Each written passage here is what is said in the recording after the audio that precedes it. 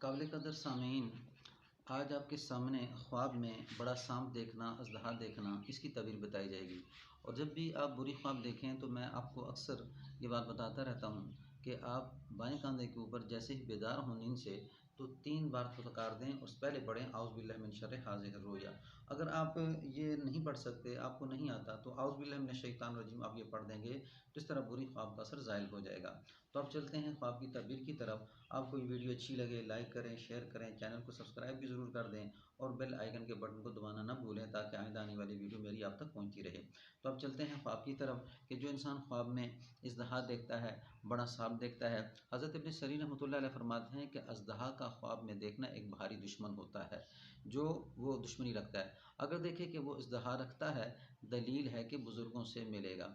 और अगर देखता है कि अज़दहा के साथ ये जंग करता है और फिर जंग करके इज़दहा पर गालिब आ जाता है, फरमाया ये दुश्मन पर गालिब आएगा और दुश्मन को ज़ेर कर देगा।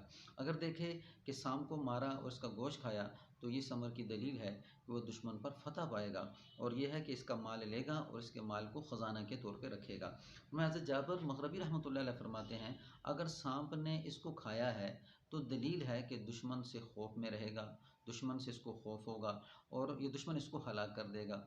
अगर देखे कि अज़दहा की पुष्ट पर बैठा है तो गोया कि ये समर की दलील है कि वो दुश्मन इसके ताबे होगा और इस अमर की भी दलील है कि वो दुश्मन इसका फर्माबरदार हो, ताबेदार हो और इसका काम बड़े कारोबार इंतज़ाम से चलेगा। यानी इसका निज़ाम, यानी इसकी जो ज़िंदगी है उसमें जो ये मामलात कर रहा है तो बड़े इंतज़ाम से चलेंगे। ये थी अज़दहा का ख्वाब में देखना, इसकी तबीर। अस्सलामु अलैकुम व रहमतुल्लाहि व बरकातहू।